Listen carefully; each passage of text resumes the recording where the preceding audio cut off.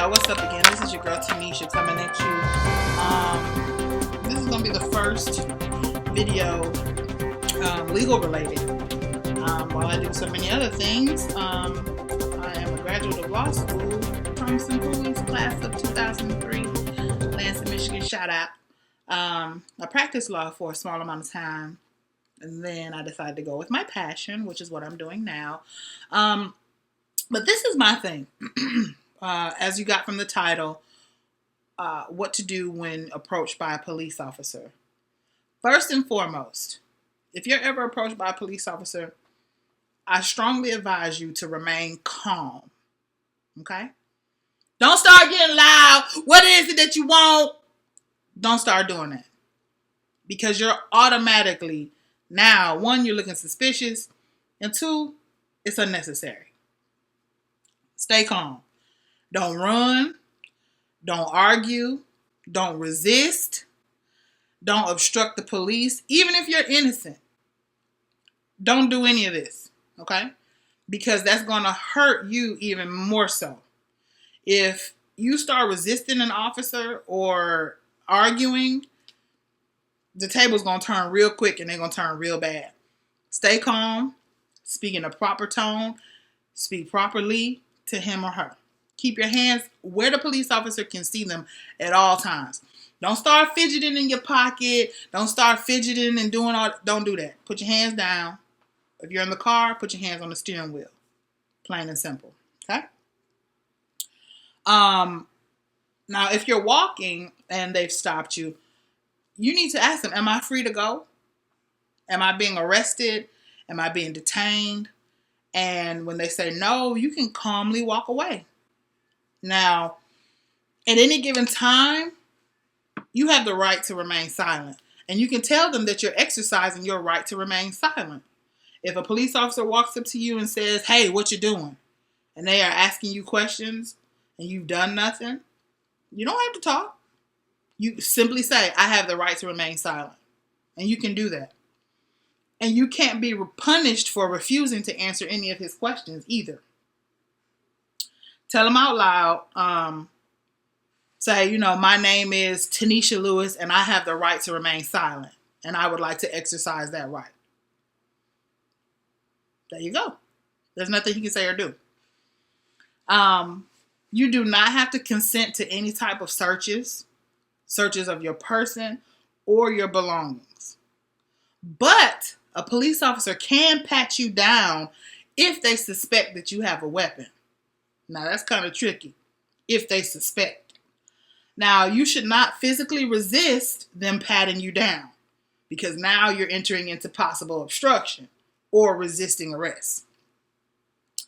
But you do have the right to refuse consent of any further search, like of your car, if they ask you to open up your jacket and all this other stuff. A pat down is just that, a pat down. Now, if you're stopped in your car, stop the car in a safe place. Turn off the car. Turn on your interior lights so they can see everything that's going on. Put your hands on the steering wheel and open the window slightly. If they ask you for your license and your registration, give them valid license and registration. Give them your ID, your registration, and your insurance, not someone else's. Okay? If they ask to look inside of your car, you can refuse. Now, this is tricky too. You can refuse them looking inside of your car. However, if they believe that your car contains evidence of a crime, they can search your car without consent. When you see people pulled over to the side of the road, and see, this is tricky again if police believe your car contains evidence of a crime. So if you're riding around smoking weed and the inside of your car smells like all the weed in the world, and even though you're done smoking the weed and it may not even be there anymore, if a police officer pulls up to you and you get pulled over for a headlight or something like that, and he rolls down the window and he smells a stench of weed, he can search your car. And they can call a canine unit to search your car. Sorry. So Both drivers and passengers have the right to remain silent. So those are your options. Let me see anything else. If you are arrested, and believe it or not, I've been arrested before. I've been arrested for not having my driver's license on me when I've gotten into a car accident. So if you are arrested, do not resist arrest. A lot of times, even if you believe that you're being arrested unfairly, this is where a lot of people go wrong. They start mouthing off at the police officer. They start pushing and pulling. And at that point in time, you're resisting. Be calm and do what he tells you to do. This might be the difference between life and death. You listening and doing what he asks you to do. Do not resist arrest. They have a gun on their hip. And they have the authority to use it. And they have a badge on their chest. They have the authority to use both of those things to subdue you. Okay? And when you get into a court of law, it's his word against your word. Okay. If you're arrested, say you wish to remain silent and ask for a lawyer. Don't give any explanations. Don't give any excuses. If you can't pay for a lawyer, a public defender will be provided to you. Don't say anything. Don't sign anything. And don't make any decisions without a lawyer. You have a right to one local phone call. They cannot listen in to your phone call, especially if you call your lawyer.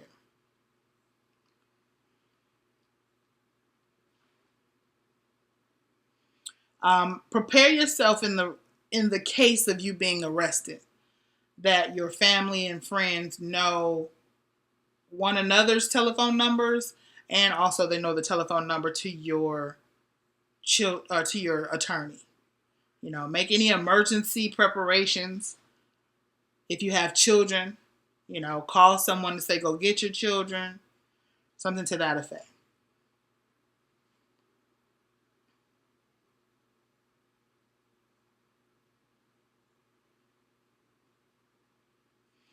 Now, this is another key point. If you feel like your rights are being violated on the street, is not where you challenge that violation.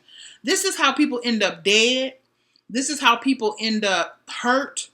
This is how people end up with charges greater than what they would have initially been charged with, is because they believe that they're being mistreated and they try to challenge that on the street. Unfortunately, that's not where you challenge a police officer. You do not, because you're going to lose every single time. Don't physically resist an officer or threaten to file a complaint.